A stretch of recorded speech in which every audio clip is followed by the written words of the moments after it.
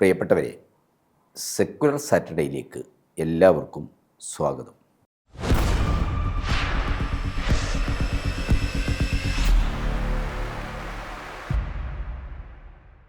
ഈ ശനിയാഴ്ച secular Saturday പരിശോധിക്കുന്നത് സംഘപരിവാർ ഉയർത്തുന്ന ഭൂരിപക്ഷതാവാദത്തെയും മെജോറിറ്റനിസത്തെയും അതേപോലെ തന്നെ ഇസ്ലാമോഫോബിയയും. ഈ ഭൂരിപക്ഷതാവാദവും ഇസ്ലാമോഫോബിയയും അതിനോടുള്ള പ്രതികരണം എന്ന രീതിയിൽ ജമാഅത്തെ ഇസ്ലാമി തൊട്ടുള്ള രാഷ്ട്രീയ ഇസ്ലാമിസ്റ്റ് വിഭാഗങ്ങളും മുസ്ലിം ലീഗും ചേർന്ന് നടത്തുന്ന വലിയ രീതിയിലുള്ള വർഗീയ പ്രചരണങ്ങൾ, വിദ്വേഷ ക്യാമ്പയിനുകൾ കേരളീയ സമൂഹത്തിൻ്റെ സെക്കുലർ ഫാബ്രിക്കിനെ തന്നെ ഗൗരവാതരമായി ബാധിക്കുന്ന തരത്തിൽ പരിണമിച്ചു കഴിഞ്ഞിരിക്കുകയാണ്. നമ്മളിവിടെ എന്താണ് ഇസ്ലാമോഫോബിയ, സാർവദേശീയ തലത്തിലും ഇന്ത്യയിലും ഇസ്ലാമോഫോബിയ രാഷ്ട്രീയ തന്ത്രമായി സ്വീകരിച്ചുകൊണ്ട് ന്യൂനപക്ഷ മത വംശീയ വിഭാഗങ്ങൾക്കെതിരായി ഹെയ്റ്റ് ക്യാമ്പയിനുകളും കടന്നാക്രമണങ്ങളും വളരെ തീക്ഷ്ണമായ മാനങ്ങളിൽ, തീവ്രമായ മാനങ്ങളിൽ നടന്നുകൊണ്ടിരിക്കുക. ഹിന്ദുത്വത്തോടും സാർവദേശീയ തലത്തിൽ ഇസ്ലാമോഫോബിയ പടർത്തുന്ന അമേരിക്കനിസത്തോടും ഒത്തുകളിക്കുന്ന എല്ലാവിധ വർഗീയവാദികളും മാറിയും മറിഞ്ഞും എല്ലാ വിഷയങ്ങളിലും എല്ലാ പ്രശ്നങ്ങളിലും കമ്മ്യൂണിസ്റ്റ് വിരുദ്ധത പടർത്താൻ വളരെ ആസൂത്രിതമായ ശ്രമമാണ് നടത്തിക്കൊണ്ടിരിക്കുന്നത്. കേരളത്തിൻ്റെ സവിശേഷ സാഹചര്യത്തിൽ ഹിന്ദു വർഗീയവാദികളും മുസ്ലിം വർഗീയവാദികളും ഒരുപോലെ കമ്മ്യൂണിസത്തെ, ഇടതുപക്ഷത്തെ ടാർഗറ്റ് ചെയ്യണം. അത്തരമൊരു പരിസരത്തിൽ നിന്ന് വേണം ഇടതുപക്ഷത്തിനെതിരായി ഹിന്ദുത്വവാദികളും രാഷ്ട്രീയ ഇസ്ലാമിസ്റ്റുകളും നടത്തുന്ന അപവാദ പ്രചരണങ്ങളെ നമുക്ക് വിലയിരുത്തുന്നത്. ഒരു ഭാഗത്ത് ഹിന്ദുത്വവാദികൾ കമ്മ്യൂണിസ്റ്റുകാരെ മുസ്ലിം പ്രീണനം നടത്തുന്നവരും, ശശികലയുടെയൊക്കെ ഭാഷയിൽ പറഞ്ഞാൽ സുഡാപ്പികളുമായി ആക്ഷേപിക്കുന്നു. മറുഭാഗത്ത് രാഷ്ട്രീയ ഇസ്ലാമിസ്റ്റുകളുമായി ചേർന്ന വർഗീയവാദികൾ കമ്മ്യൂണിസ്റ്റുകാരെ മുസ്ലിം വിരുദ്ധരും ഇസ്ലാമോഫോബിയ പടർത്തുന്നവരുമായി ചിത്രീകരിക്കാനുള്ള, അങ്ങനെ ഒരു നറേഷൻ ഉണ്ടാക്കാനുള്ള വളരെ കുത്സിതമായ ശ്രമങ്ങളാണ് നടത്തിക്കൊണ്ടിരിക്കുന്നത്. ഈ രണ്ട് കൂട്ടരുടെയും പൊതുശത്രു, ഹിന്ദുത്വവാദികളുടെയും മുസ്ലിം വർഗീയവാദികളുടെ, രാഷ്ട്രീയ ഇസ്ലാമിസ്റ്റുകളുടെയും പൊതുശത്രു ഇടതുപക്ഷവും കമ്മ്യൂണിസ്റ്റുകാരുമാണ്. കേരളത്തിൽ BJPക്കെതിരെ മാത്രമല്ല, കോൺഗ്രസ്സിലെ ഒരു വിഭാഗത്തെയും മതവർഗീയതയും രാഷ്ട്രീയവും കൂടിക്കലർന്ന വളരെ പ്രതിലോമപരമായൊരു കമ്മ്യൂണിസ്റ്റ് വിരുദ്ധ പ്രത്യയശാസ്ത്രമാണ് ഇന്ന് നയിച്ചുകൊണ്ടിരിക്കുന്നത്. വടകര ഉൾപ്പെടെയുള്ള പാർലമെൻറ്റ് മണ്ഡലങ്ങളിലും അസംബ്ലി മണ്ഡലങ്ങളിലുമൊക്കെ ഈ ഒരു പ്രതിലോമ രാഷ്ട്രീയം, വലതുപക്ഷ ബൂർഷാ രാഷ്ട്രീയവും അതേപോലെ തന്നെ ഹിന്ദുത്വവും രാഷ്ട്രീയ സ്വാതന്ത്ര്യവും ഒക്കെ കൂടിക്കലർന്ന കമ്മ്യൂണിസ്റ്റ് വിരുദ്ധതയുടേതായ ഒരു പ്രത്യേക ചേരുവയിൽ പ്രവർത്തിക്കുന്ന വിദ്വേഷ രാഷ്ട്രീയം. ഇത് വിമോചന സമരം മുതൽ ഉയർന്നു വന്ന കമ്മ്യൂണിസ്റ്റ് വിരുദ്ധതയുടേതായ ഒരു സമുദായ രാഷ്ട്രീയവും മതവർഗീയതയും കേരളത്തിൻ്റെ സാമൂഹ്യ മുന്നേറ്റങ്ങൾക്ക് തടസ്സം സൃഷ്ടിച്ചു കൊണ്ടേയിരിക്കുകയാണ്.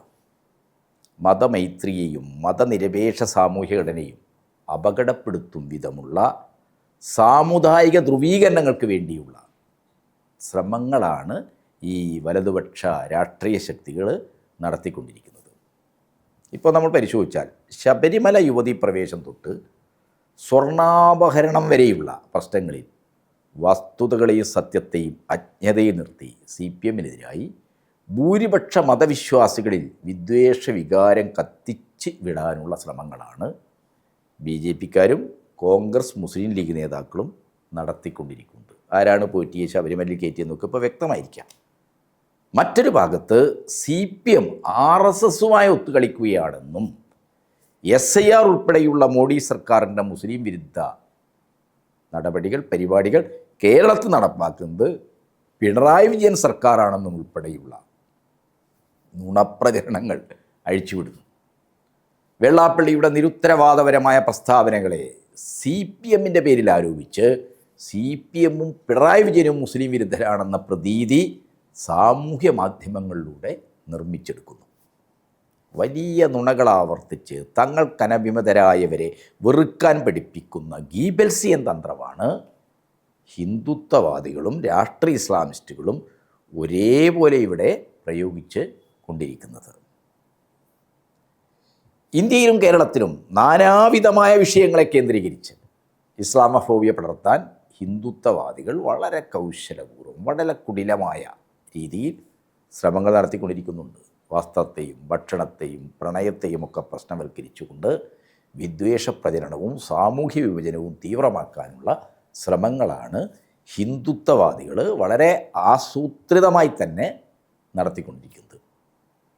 ഏറ്റവും ഒടുവിൽ കുംഭമേള വൈറൽ താരം മൊണാലിസയുടെ നിയമാനുസൃതമായ വിവാഹത്തെപ്പോലും ഇസ്ലാമോഫോബിയ പടർത്തുന്ന തരത്തിൽ പ്രചരിപ്പിക്കുകയും കേരള വിരുദ്ധത പടർത്താനുള്ള നീക്കങ്ങൾ നടക്കുകയും ചെയ്തു. CPM നേതാക്കൾ ആ വിവാഹത്തിൽ പങ്കെടുത്തു എന്നൊക്കെ പറഞ്ഞുകൊണ്ട് വലിയ രീതിയിൽ അത് പോക്സോ കേസ് ചാർജ് ചെയ്ത് CPM നേതാക്കളെ കേസിൽ ഉൾപ്പെടുത്തണം എന്നൊക്കെ പറഞ്ഞുകൊണ്ട് RSSകാരോടൊപ്പം കോൺഗ്രസ്സുകാരും അണിചേരുന്നതാണ് നമ്മൾ കണ്ടത്. മൊണാലിസയുടെ വിവാഹത്തെ ലവ് ജിഹാദാക്കി മാറ്റാനും തെറ്റായ രേഖകൾ ചവച്ച് ഹർമാൻ ഖാനെതിരായിട്ട് പോക്സോ കേസ് ചാർജ് ചെയ്യാനും BJPയുടെ മധ്യപ്രദേശ് സർക്കാർ നടത്തിയ നീക്കങ്ങൾ ഗൂഢാലോചനാപരമാണെന്ന് ഇപ്പോൾ വെളിവായിരിക്കുകയാണ്. അതെല്ലാം പുറത്തു വന്നിരിക്കുകയാണ് എൻ്റെ വിവരങ്ങൾ. മൊണാലിസയുടെ വിവാഹം വിവാദമാക്കുന്നതിൽ സംഘപരിവാറുകൾക്കൊപ്പം കേരളത്തിലെ യൂത്ത് കോൺഗ്രസ് നേതാവും പരാതിയുമായി വന്നു. അതിൽ അസ്വാഭാവികമായ ഒന്നുമില്ല. ഇന്ത്യയിൽ മുസ്ലിം വിരുദ്ധ മുൻവിധികൾ പ്രചരിപ്പിക്കുന്നതിൽ എക്കാലത്തും ഹിന്ദു മഹാസഭയ്ക്കും RSSനുമൊപ്പം ഒരു വിഭാഗം കോൺഗ്രസ് നേതാക്കളും ഉത്സാഹഭരിതരായിരുന്നു എന്ന് നമ്മൾ കാണണം. കേരളത്തിൻ്റെ അനുഭവങ്ങളും അങ്ങനെ തന്നെയാണ്.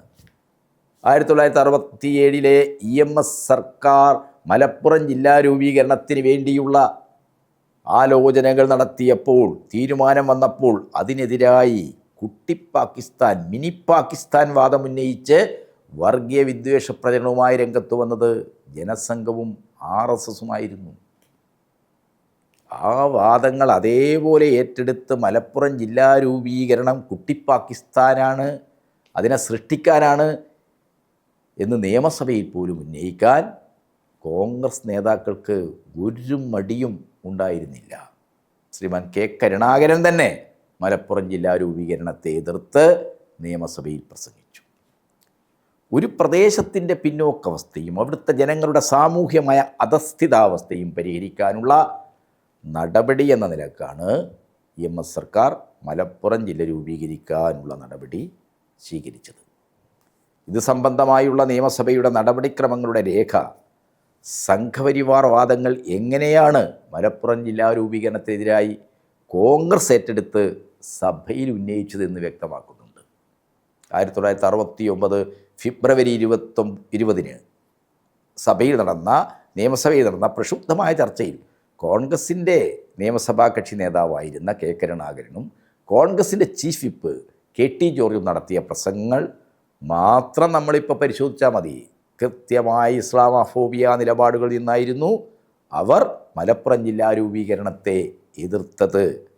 അതിനെ സഭയിൽ പ്രതിരോധിച്ചത് CPM നേതാക്കളായ സഖാവ് ഗൗരിയമ്മ അന്നത്തെ റവന്യൂ മന്ത്രിയാണ്, അതേപോലെ TK രാമകൃഷ്ണൻ ഇവരായിരുന്നു. മുസ്ലിം ലീഗിൻ്റെ അന്നത്തെ സംസ്ഥാന ജോയിൻറ്റ് സെക്രട്ടറി ആയിരുന്ന MLA M. മൊയ്തീൻ കുട്ടി ഹാജിയുടെ പ്രസംഗത്തിൽ അദ്ദേഹം മലപ്പുറം ജില്ലാ രൂപീകരണത്തിൽ ഒരു പ്രത്യേകതരം മുസ്ലിം വിരുദ്ധതയോടെ അതിനെ എതിർക്കുന്നതിനെ, അത് കോൺഗ്രസ്സുകാർ അത്തരമൊരു നിലപാട് സ്വീകരിച്ചതിനെ വളരെ വികാരഭരിതമായി തന്നെ സൂചിപ്പിക്കുന്നുണ്ട്. കോൺഗ്രസ് നിലപാടിൽ അദ്ദേഹം പ്രതിഷേധിക്കുന്നുണ്ട്. ഇന്നും ശശികലമാർ തൊട്ട് വെള്ളാപ്പള്ളി വരെയുള്ളവർ മലപ്പുറം ജില്ലയ്ക്കെതിരായി നടത്തുന്ന വിദ്വേഷ പ്രചരണങ്ങളുടെ അടിസ്ഥാനമായിരിക്കുന്നത് ജില്ലാ രൂപീകരണത്തെ തന്നെ എതിർത്ത RSS കോൺഗ്രസ് നിലപാടുകളാണ്. മലപ്പുറത്തെ മുൻനിർത്തിക്കൊണ്ട് ഒരു പ്രത്യേക മതവിഭാഗത്തിനെതിരായിട്ടുള്ള വിദ്വേഷ പ്രചാരണത്തിന് തുടക്കം കുറിച്ചത് കോൺഗ്രസ് പാർട്ടിയാണ്. ആ കോൺഗ്രസ് പാർട്ടിയുടെ മലപ്പുറം വിരുദ്ധതയാണ് ഇന്ന് ഇസ്ലാമോഫോബിയായിട്ട് വെള്ളാപ്പള്ളിയെപ്പോലുള്ള ആളുകൾ ഇടയ്ക്കിടയ്ക്ക് പ്രസ്താവന ഇറക്കുന്നത്. മലപ്പുറം കേരളത്തിലെ ഏറ്റവും മതനിരപേക്ഷവും സൗഹാർദ്ദപൂർണമായ മനുഷ്യബന്ധങ്ങൾ നിലനിൽക്കുന്ന പ്രദേശമാണെന്ന കാര്യം ആർക്കും മറച്ചു പിടിക്കാൻ കഴിയുന്നില്ല. ജനൻ TV.com തൊട്ടുള്ള സംഘപരിവാർ ജിഹുകൾ കടുത്ത ഇസ്ലാമോഫോബിക്കായ വർഗീയ നിലപാടുകളിൽ നിന്ന് പ്രചരണം ഇപ്പോൾ നടത്തുന്നുണ്ട്.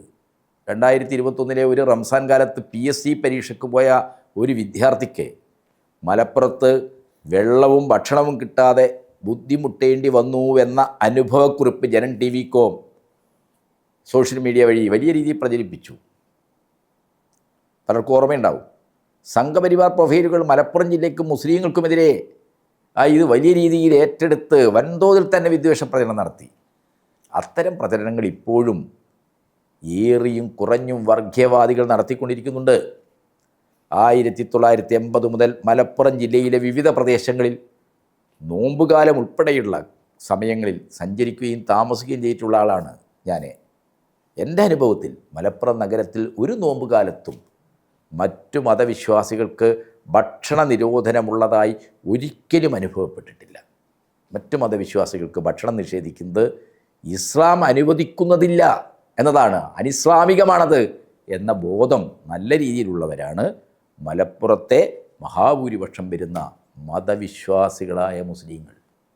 1990കളുടെ ആദ്യം പല തീവ്രവാദ ഗ്രൂപ്പുകളും നോമ്പുകാലത്ത് ഹോട്ടലുകൾ പ്രവർത്തിക്കുന്നതിനെതിരെ ചില നീക്കങ്ങൾ നടത്തി.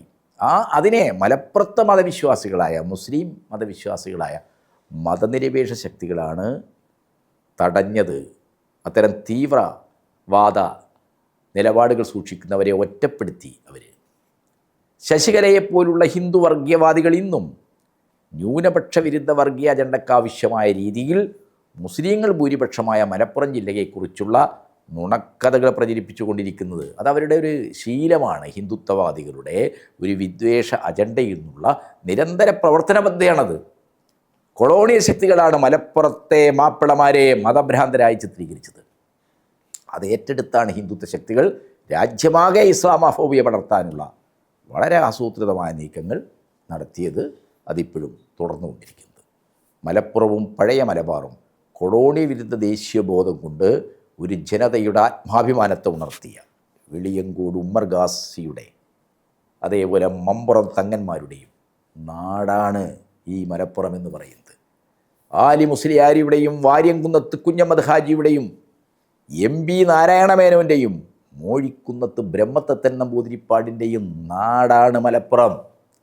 അവരുടെ എല്ലാ നേതൃത്വത്തിൽ നടന്ന കൊളോണിയൽ വിരുദ്ധ സ്വാതന്ത്ര്യ സമരത്തിൻ്റെ ജീവിത സംസ്കാരമാണ് മലപ്പുറത്തിൻ്റെ പാരമ്പര്യം എന്ന് പറയുന്നത്. മലപ്പുറത്തെ പറ്റിയുള്ള മുൻവിധികളും വിദ്വേഷപ്രചരണവും ചരിത്രപരമാണെന്നാണ് നമ്മൾ അറിയേണ്ടത്, നമ്മൾ മനസ്സിലാക്കുക. അത് ഫ്യൂഡൽ കൊളോണിയൽ കാലഘട്ടത്തോളം വേരുകളുള്ളതാണ്. 1937 MN റോയി എഴുതിയ ചരിത്രത്തിലെ ഇസ്ലാമിക മുദ്രകൾ എന്ന പഠനത്തിൽ, അന്നത്തെ കമ്മ്യൂണിസ്റ്റ് ഫെഡറേഷൻ്റെ മുഖപത്രത്തിൽ പ്രസിദ്ധീകരിച്ചു വന്നതാണ്. ഇന്ത്യയിൽ കാലങ്ങളിലൂടെ വേരോടിപ്പോയ മുസ്ലിം വിരുദ്ധ മുൻവിധികൾ എങ്ങനെയാണ് നമ്മുടെ ദേശീയ ഐക്യത്തിന് തന്നെ തടസ്സമായി തീർന്നതെന്ന് വിശകലനം ചെയ്യുന്നുണ്ട്.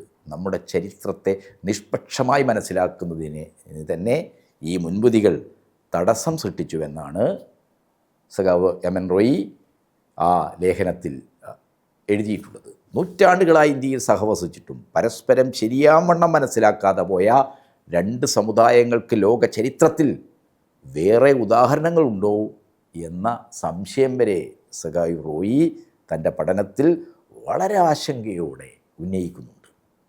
ഇസ്ലാമിക ചരിത്രത്തെയും ദർശനത്തെയും സംബന്ധിച്ച അജ്ഞത സൃഷ്ടിക്കുകയാണ് കൊളോണിയൽ ചിന്താകേന്ദ്രങ്ങളുടെ പിന്തുണയോടെ ഇന്ത്യയിലെ വൈദിക ബ്രാഹ്മണ്യ ശക്തികൾ ചെയ്തത്.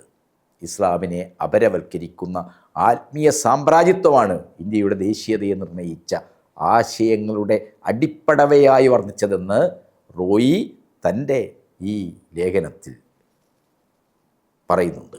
ഹിന്ദു മഹാസഭയും RSSും ദേശീയതയെ മതാടിസ്ഥാനത്തിൽ നിർവചിക്കാനും മുസ്ലിം വിരുദ്ധത അഴിച്ചുവിടാനും ശ്രമിച്ച സന്ദർഭത്തിലാണ് കമ്മ്യൂണിസ്റ്റ് പാർട്ടിയുടെ കേന്ദ്ര committee Hindu Muslim problems in India എന്ന രേഖ തയ്യാറാക്കി പ്രസിദ്ധീകരിക്കുന്നത്. ഹിന്ദുക്കൾ സ്വയം ഒരു രാഷ്ട്രമാണെന്ന വാദത്തെ ആ രേഖ പൊളിച്ചെടുക്കുന്നുണ്ട്.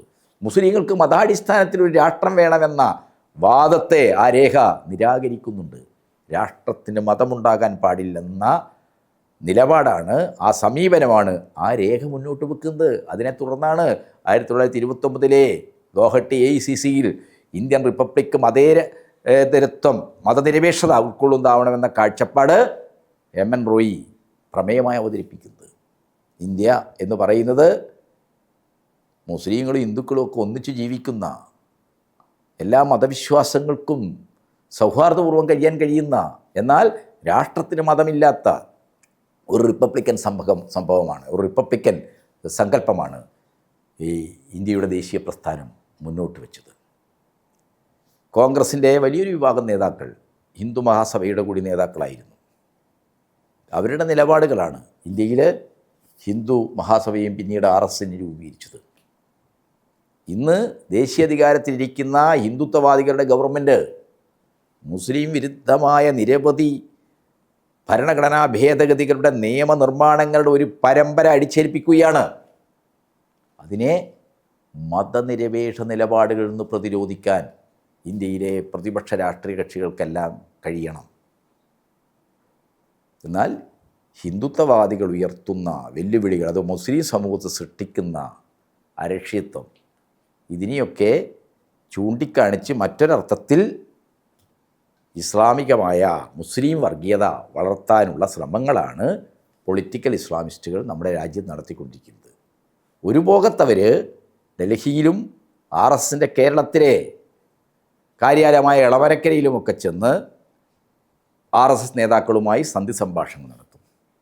മറുഭാഗത്ത് സെക്കുലർ നിലപാടുകളിൽ നിന്നുകൊണ്ട് ഹിന്ദുത്വത്തെ എതിർക്കുന്ന ഇടതുപക്ഷ പ്രസ്ഥാനങ്ങളിൽ അവിശ്വാസം വളർത്താൻ കഴിയുന്ന രീതിയിൽ വലിയ രീതിയിൽ ഇടതുപക്ഷത്തിനെതിരായി വിദ്വേഷ പ്രചരണം നടത്തും. ഇതെല്ലാം തിരിച്ചറിഞ്ഞുകൊണ്ട് എല്ലാ തരത്തിലുള്ള വർഗീയതയെ ശരിയായ മതനിരപേക്ഷ നിലപാടുകളിൽ നിന്ന് പ്രതിരോധിച്ചുകൊണ്ട് കേരളത്തിൻ്റെ മതനിരപേക്ഷ സാമൂഹ്യ ഘടനയെ സംരക്ഷിക്കുക, അതിനെതിരായി ഉയർന്നു വരുന്ന വർഗീയ ശക്തികളുടെ വെല്ലുവിളികളെ നേരിടുക എന്നത് ഇന്ന് പ്രധാനപ്പെട്ട ഒരു ഉത്തരവാദിത്തമായിട്ട് മാറുന്നുണ്ട്.